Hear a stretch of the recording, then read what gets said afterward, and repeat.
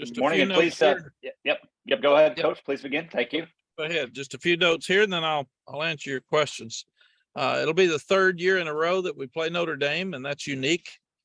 It's good. It's exciting. They're a national brand. They're a great program and outstanding team, and not many people get to play them 3 years in a row. And we were not supposed to, but COVID changed that, and it put us in a really a 2-for-1 type situation where we played here a couple of years ago, and sadly enough, it was announced we had 3,535 fans here for the last game because of our restrictions for COVID. So our fans didn't get to see the real Notre Dame play at our place. So that should add to the excitement and atmosphere on Saturday for sure.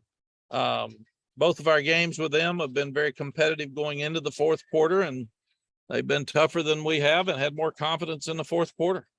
And they did that last week against Cal. They won 10-0 in the fourth quarter last week. So that's who they are. And you have to have low pads, and you have to be as tough as they are up front, because they're one of the best lines of scrimmage on both sides in the country.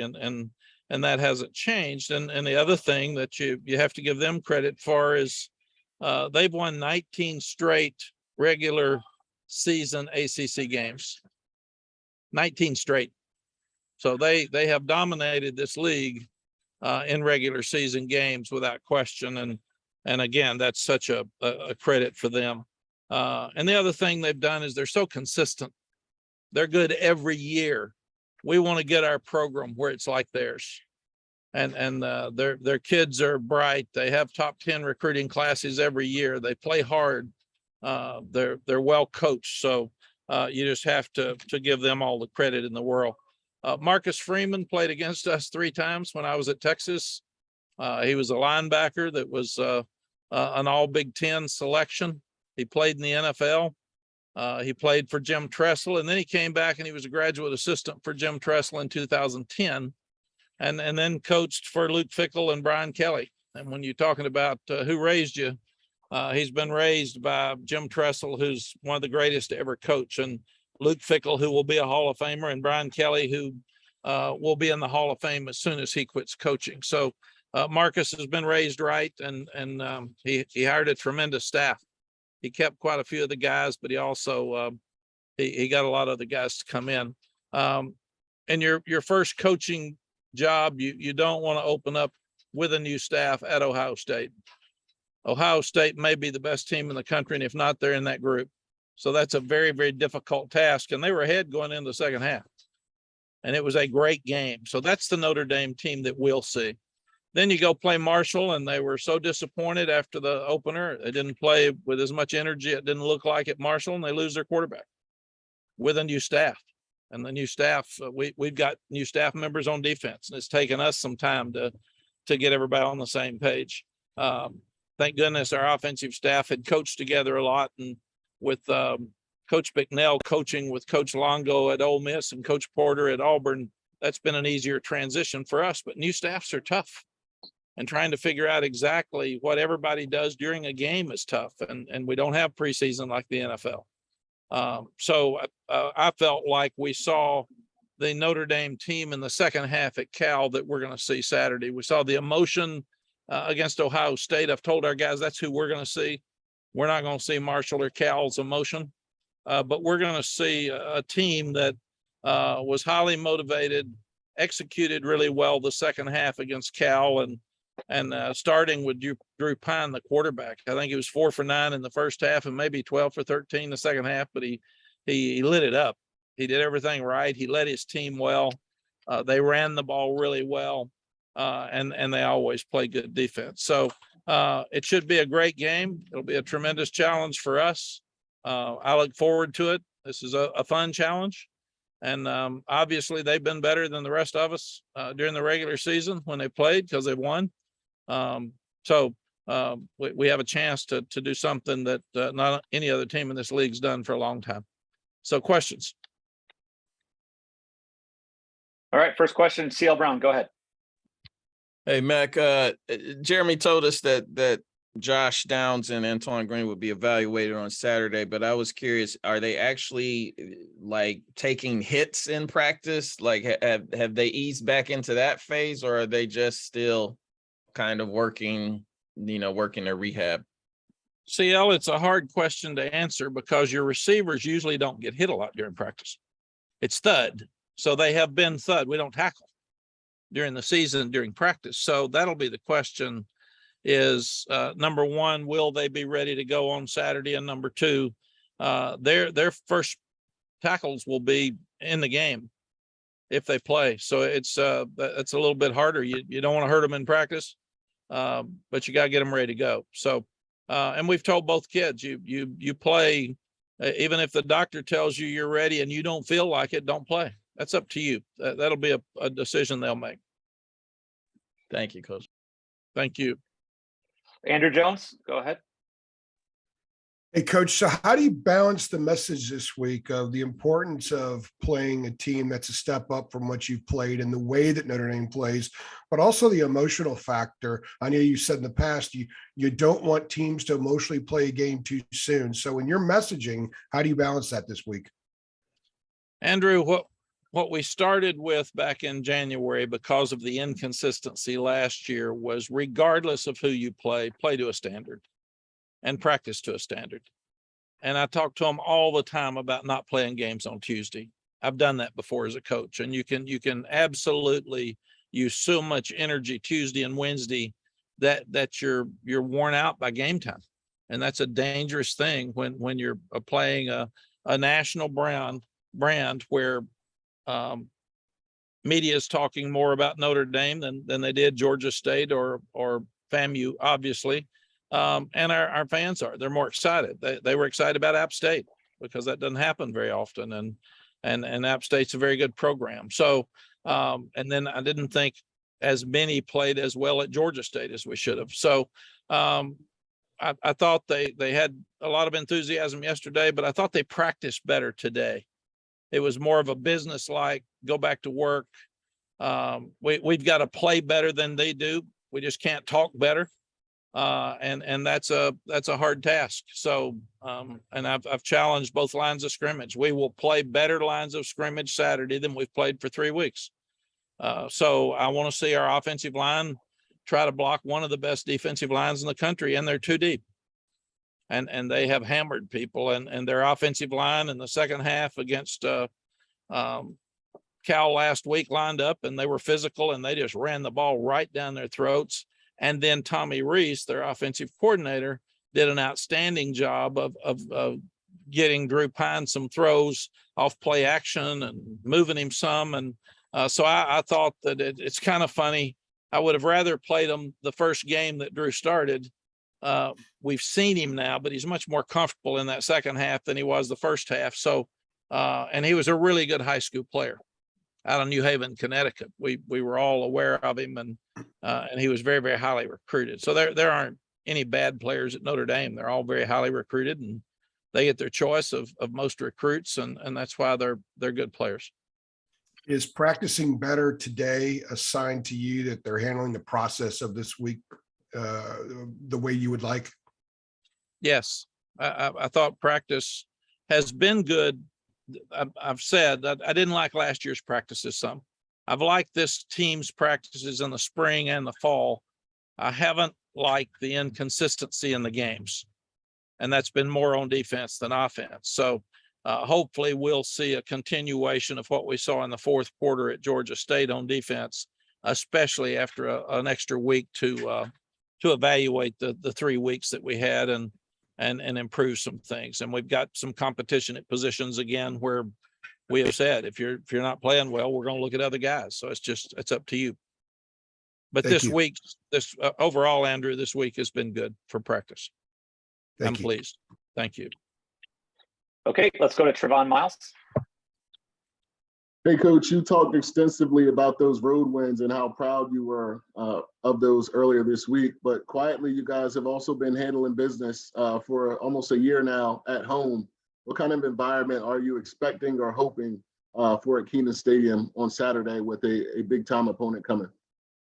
Trevon, this one's been sold out for a long time. And I know when we were at Texas, we were a national brand. So everywhere we'd go, it was sold out. And Notre Dame's used to that. That's who they are. And people love to see them. And they have a tremendous following across the country because they're a national program. So I think this, I would expect this to be the best crowd as far as atmosphere and environment since I've been back. And we've had some really good ones. Miami was a great crowd the first year. It was loud and made a difference in the program. But this one, I was disappointed when we could only have 3,500 a couple of years ago because your fans don't get to see Notre Dame very often. So this will be fun for our fans. And I think they'll be really excited about it. Thanks, Matt. Thank you. Brian Murphy, go ahead. Thanks. Hey, Mack. I don't know if you had to deal with it last night, but Drake's comments. Did you have a conversation with him at some point last night? And that's certainly probably not what you wanted to deal with during Notre Dame week. No, you can't be cute anymore. He's trying to be funny, and it was, Drake is one of the nicest young people I've ever met in my life, and he's got great faith, and he always wants to be classy and do things right. And he was cutting up with you all. And I said, you can't do it. I'm a smart aleck. I like to cut up. I like to laugh. I like to tell funny stories. And that kind of dies now and with social media and modern day. He was absolutely cutting up. Obviously it wasn't true. And I talked to him after practice today a little bit. He said, hey, I'm sorry. I didn't mean to be a distraction. I didn't mean to do anything wrong. I was just having fun. And I said, I know you're 18, 19 years old, have fun, but always be very respectful of everybody and especially your neighbors. And NC State's got a great university. And again, it was fun. And it was a young guy trying to cut up and enjoy you all and be relaxed before a big game. And it just didn't come across right. Have we lost that a little bit? I mean, telling jokes or tweaking your rival a little bit? I think we have. I think we got way too much serious opinions, and maybe it's a product of social media. And I mean, people pick at each other all the time. So at lunch, the NC State and Carolina people can pick at each other, and it's okay. But for somebody to say something publicly that somebody wants to get mad, you got a lot of people out there that are looking for something to get mad at. And oh my gosh, I got me a tweet here. I can get mad about this. This would be great. I can be angry and scream and shout and talk about how awful the world is. So I told him, I love you. I appreciate you. I'm glad you represent us. I want you to keep having fun, but you've got to be very, very respectful of people with your fun. You can't cross the line. And last night it was a joke, but in some people, the people that wanted to be angry, it crossed the line. Thanks, Brian. I did that some when I got Texas. I was cutting up and laughing, and I'd come home and Sally'd say, did you really say that? And I said, yeah, I was kidding. She said, well, they missed that part. So you just have to quit doing it. It's a shame that we can't laugh and cut up. I like you guys. I respect you very much. I like having fun with you. And sometimes you get so you're in this little world and you forget that what I say is going to be in that other world where there's a lot of people that aren't sitting and listening. And I think Twitter's also changed press conferences because you say something early in a press conference and you want to be first and you tweet it. And that's not what the guy said, but you thought it was going to be what he said and you wanted to be first. So that's made things much different now too, as people get pieces of stuff. And I've always said, and I told Drake this today, sometimes it's not what you say or what you mean, it's what they hear. And it may not be your point at all. And that's what's made it tougher. I talk to young head coaches all the time that say, how do you handle this? And they jumped all over me about this. And I didn't mean that. I said, you just got to be you. You got to be you and do the best you can do and try to be fair and try to be honest. And I always feel like you should be classy. But there are coaches that I've coached against that said a lot worse things about their rival than what Drake said. And said it publicly, still do every day. That's just not the way we run our place. Okay, let's go over to Alvaro Torres. Hi, Coach. I hope you're doing a great day. Thank you for your time. Well, you have the fourth highest scoring offense in the nation without Josh Downs and Antoine Green. What do you think the ceiling can be for this offense once they come back? The offense can be really, really good. It's we've been good on offense since we've been here. The question mark is, can we block an offensive or a defensive line like Notre Dame's? That's how good is this offense going to be against the best opponent we've played? And I want to see that. There's a lot of youth. I want to see them respond on Saturday. And it's one of the things I'm very excited about is who are we? We've played 3 opponents that we were better than their defenses. We're not going to be better than Notre Dame's defense. It's going to be an even tough fight throughout the day. And I want to see our guys fight. And we were talking about Drake. Drake's had a great week's practice. So I don't going to App State. He didn't change anything. I mean, he's who he is. So I don't think he will change, but we've got to be able to successfully run the ball against a good team. And we've got to be able to protect. Those are the 2 things that we'll find out more Saturday afternoon. Thank you, Coach. Thank you. Adam Smith, go ahead.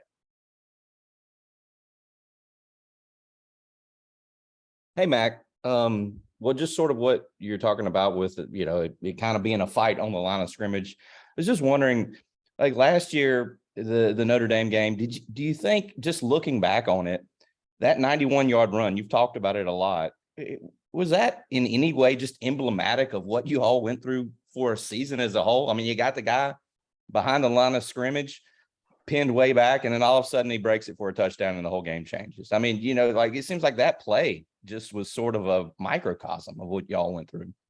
Yeah, Adam, you go back to even the first year. They have maybe a 90-something yard run at the end of the game. There's 5 minutes left. We're down by 7.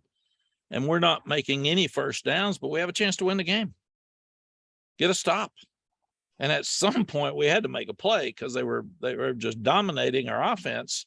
But they go down and score with less than 5 minutes left to put the game away. I thought last year, the 4th and 3, where we stopped them, get off the field, and it ended up being a face mask that's away from the ball, was a killer. And then I felt like I think we overthrew a screen as we were going into score with a lead to Josh. And then the 91-yard run, which he has absolutely stopped inside. And he bounces all the way outside and goes the length of the field. So, but those are things that they've done well. They've done a better job with not having penalties than we have. They've done a better job on making the key play late in the game that changes the game. And I've talked to our team about that today. We had a thought of the day today from Kobe Bryant talking about confidence and how hard you have to practice and how well you have to do these things in practice before they can translate to the games. And that's who we are. We're trying to get to that point. Yeah, I guess my point is with that too, is does that moments like that, games like that last year, did that sort of all build into your finish message, the message about having to finish? I mean, that seems like it's been, such a strong point you've made. Yes, absolutely. Because they outscored Cal 10-0 4th quarter last week. That's what they pride themselves on. We talk about it. We pride ourselves on it. We got to start doing it. And that's when you play a team like this that's had such great success year after year. That's what we've told them, is that you want to emulate what Notre Dame's done for years. And that's to be consistently good every week and not have the up and down games like we've had since we've been here, but especially last year. And I feel like they at least know that and they understand that. Now we've got to do it, and we've got to have success doing it before you can really have the confidence that that's who you are. Cool. Thank you, Mac. Thank you, Adam. Ross Martin, go ahead. Hey, Mac, not to linger on this distraction, but the decision but to linger on the distraction. Yeah, but the decision for Drake to tweet out apology, was that from Jeremy, from you, from him personally? I was wondering, because I know Courtney Banghart, who I know you're friends with, had a tweet out an apology too when she said something about NC State. So I was kind of wondering the sports information communications role in that, or if you had a role in that. Yeah, the Drake and I and Jeremy all didn't like the way it sounded. So we just Jeremy texted me. He sent me your tweet. I was glad you got it out there. Glad you're helping a young guy get through this as a distraction, but that's your job. And I thought, that's not, it's a joke. It's funny. So number one, I didn't want Drake to be beaten up over it because he was cutting up, and I've done that my whole life. I do it with you all and ask you not to say it.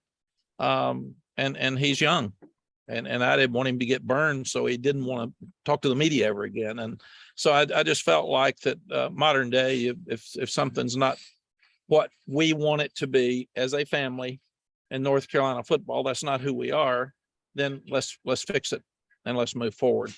And he and Jeremy did that. Got it. If I didn't tweet it, somebody else would have. So There's no question. And the second question here, this Notre Dame game, I mean, what opportunity for y'all? What could this mean in terms of kind of this season, getting to 4-0, not to look ahead, but it kind of sets y'all up nicely for the remaining of the schedule and kind of a almost like a turning point for where the season could go if you were to win. Is that something you think about?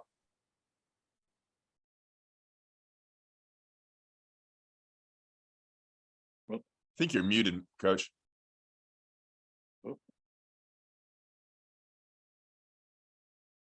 Question is too hard. It seems. No, I must have bumped it on purpose, probably. No, what we've been a good team. We win 7 the first year, and that's so much better than 2. And then the next year we win 8 and go to the Rose Bowl. The Orange Bowl for the first time in our school history. And then last year we were mad at 6, which 3 years ago would have been 2 or 3 times as many games as we won. So we've been a good program. And what we've got to do, Ross, in my opinion, is we have to beat somebody like Notre Dame to become a great program. We've been good. To be great, you've got to beat really good teams on a national basis to take another step. And if you look at what they've done, we haven't beaten them very often, and people in this league haven't beaten them very often. So that's a great challenge for us. But this is an opportunity. I call them fun opportunities, and I've told the players that. What a great opportunity we have to take another step. Now, if you win this one, then next week they got to get ready for Virginia Tech, who's playing on Thursday, and they got 10 days to prepare. And so it never stops, and you can't start looking long term at anything anymore in sports. But I do think that people will not expect us to win nationally, because this is a game we haven't won. And we've been close, which doesn't even count, for 2 years. So this is a great challenge for us, and it's a great opportunity nationally to show that our program's taking another step.